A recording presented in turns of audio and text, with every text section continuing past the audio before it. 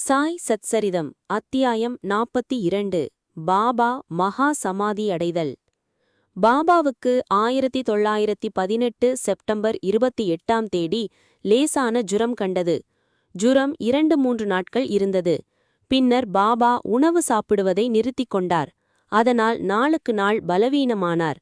17ஆவது நாளன்று, அதாவது 1918ஆம் ஆண்டு அக்டோபர் 15ஆம் தேதி மாலை சுமார் 2:30 மணிக்கு பாபா தமது பூத உடலை நீர்த்தார்.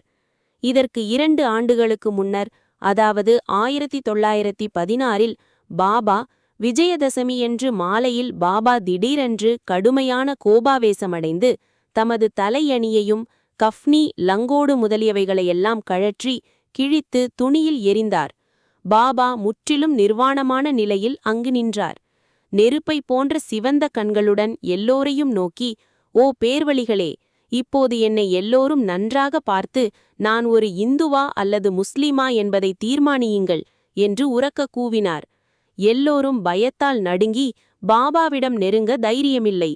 கொஞ்ச நேரத்திற்குப் பின் பாபாவின் தொழுநோய் அடியவரான பாகோஜி சிந்தே தைரியத்துடன் அவர் அருகில் சென்று லங்கோடை கட்டிவிடும் முயற்சியில் வெற்றி பெற்றார். 1 மணி நேரத்திற்குப் பின் பாபா தமது சாதாரண நிலையை திரும்பவும் எய்தினார். வழக்கம் போல் அவர் உடையணிந்து கொண்டு சாவடி ஊர்வலத்தில் பங்கு கொண்டார்.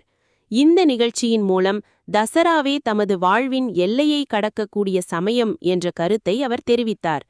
பாபாவின் கூற்றுப்படியே தாத்யா காய்ச்சலினால் படுத்த படுக்கையானார். எனவே அவரால் பாபாவின் தரிசனத்திற்கு வர முடியவில்லை. பாபாவுக்கும் காய்ச்சல் வந்தது. பாபாவிடம் தாத்யாவுக்கு முழு நம்பிக்கை இருந்தது. தாத்யாவின் காய்ச்சல் மோசமடைந்து கொண்டே வந்தது. அவரால் அசைய முடியவில்லை. எப்போதும் அவர் பாபாவை ஞாபகப்படுத்திக் கொண்டார். பாபாவின் கஷ்டமான நிலைமையும் அதே அளவு வளர்ந்தது. முன்னால் பாபாவால் உரைக்கப்பட்ட விஜயதசமி நாளும் வந்து கொண்டிருந்தது. ராமச்சந்திர தாதாவும் பாலா சிம்பியும் தாத்யாவை பற்றி பயங்கரமான அளவு பீதியடைந்தனர். பாபா முன்னுரைத்தபடி தாத்யாவின் முடிவு வந்துவிட்டது என்று அவர்கள் எண்ணினர். அவர்கள் உடல் நடுங்கி வியர்த்தது. தசராவும் மலர்ந்தது. தாத்யாவின் நாடி மிக மெதுவாக அடித்துக்கொள்ளத் தொடங்கியது. விரைவில் அவர் மரணமடைவார் என்று எதிர்பார்க்கப்பட்டார். ஆனால் ஒரு வினோதமான நிகழ்ச்சி நடைபெற்றது. தாத்யா பிழைத்துக் கொண்டார். அவரது மரணம் தவிர்க்கப்பட்டது. அவருக்கு பதிலாக பாபா மரணமடைந்தார். ஒரு பரிவர்த்தனை ஏற்பட்டதாக தோன்றியது. பாபா தாத்யாவுக்காக தமது உயிரை கொடுத்தார் என்று மக்கள் கூறினர். ஸ்ரீ சாயியை பணிய அனைவருக்கும் சாந்தி நிலவட்டும்.